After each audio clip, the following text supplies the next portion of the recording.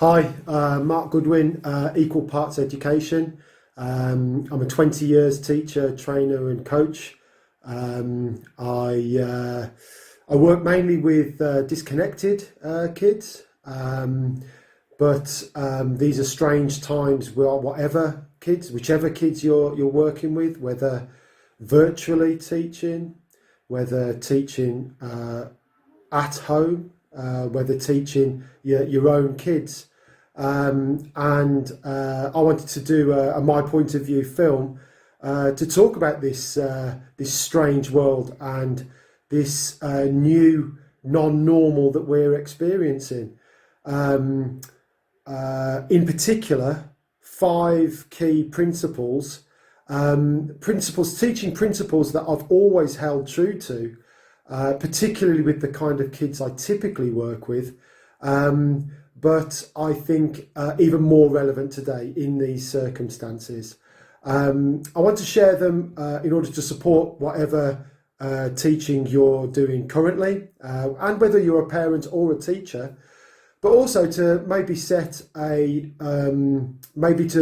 post some thoughts about how the future of teaching may be. Whenever there is a return to normal, what might the teaching be that allows us to reconnect with students that have been out of school for weeks, maybe even months? The five principles are these: check yourself, remind them of why, meet them where they are, throw a wide circle, and see the best part. I'll go through them one at a time. First of all, check yourself. Under the circumstances that we are under, before you start teaching, the obvious question to ask is, how is your well-being? As a teacher, how is your well-being? We're working in an emergency. We keep saying we're working from home. We're not. We're working in an emergency. We're trying to do some work in an emergency. And when we return to school, it will be equally strange, and may even still be in partial emergency settings. So we have to look after our own well-being. We have to look after our own self-care. We have to do the inside work that allows us to work under these circumstances. We need to be able to be the teacher that the kids need, and that takes some work. Now, that's a whole training session in itself, taking care of your own well-being and your own mental health.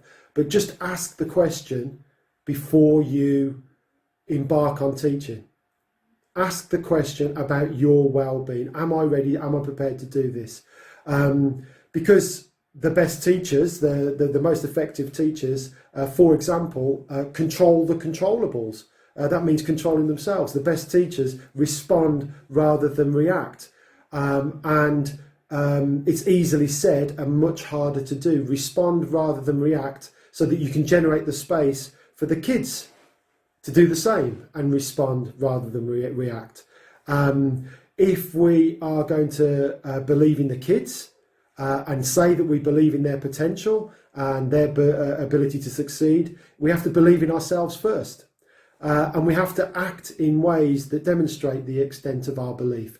Those are just 3 or 4 mindsets and responses that are necessary for teaching under stressful circumstances, and they all begin with checking yourself and taking care of yourself and looking after your well-being.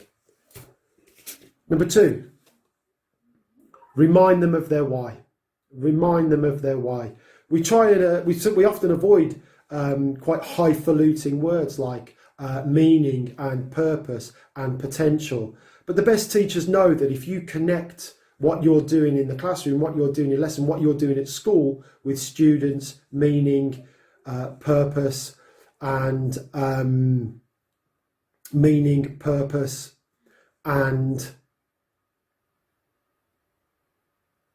passion, dare I say it, passion, then you can really set a kid on the way and transform kids.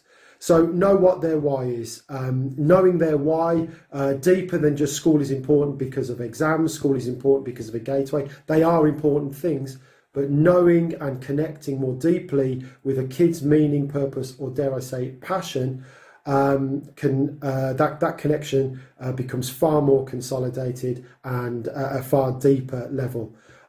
If you connect with a young person's why, then you can deliver any amount of who, why, what, where, when, and hows.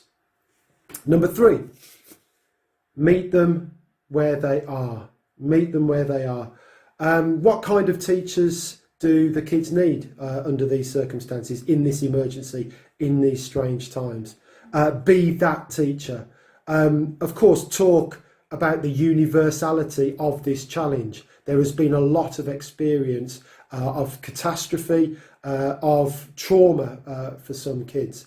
Acknowledge that challenge. Talk about that challenge. Talk about how we all face that challenge. And talk equally about hope and about optimism and about overcoming these challenges. They are strong enough. We, as teachers, are strong enough, and the kids are strong enough. They have everything that they need inside of them. Remind them of that. Remind them of past successes. Remind them of when they've struggled too. They've experienced nothing like this. But all kids experience challenge in their lives, some much more than others. But refer back to the overcoming those challenges. If you've taught the kids for a long time, you will have seen them. You will have helped them through the difficulties and the challenges that they've come through. So meet them where they are, be the teacher that they need, and support them through these difficult times. And number 4, throw a wide circle. In terms of the work that you set, in terms of the behaviour that you accept, throw a wide circle. Catch them being good. What's in it for them? The work, I mentioned meaning and purpose and passion. What's in it, in the work, that you can connect, so that you can connect to the kids? That's a simple thing, a more difficult thing, a time-consuming thing in some ways. But if we want to connect kids back to school and back to work, look at it from their point of view. What does this page of text look like? What do these questions look like? What does the activity look like? What does it look like to a kid that has lived through the strangest of times? What does it look like? Does it need to be changed? Does it need to be broken down? Does it need to be structured? For some kids, it may even just be 5-minute chunks, micro chunks of work that they can do within a wide circle. We're trying to generate a space where they come back to teaching and learning. So what can we do to facilitate the small wins that will bring them back to school and bring them back to learning? Final thing, see the best part. See the best part. I've mentioned catastrophe, I've mentioned trauma, I've mentioned challenge. All of that is a reality for us as teachers and for the young people. Seeing the best part in it will be hard, but we have to try and do that. We have to talk about opportunity. We have to talk about re-engagement. We have to talk about new ways of doing things. See the best part in terms of the work that the kids do, the attitudes that they have.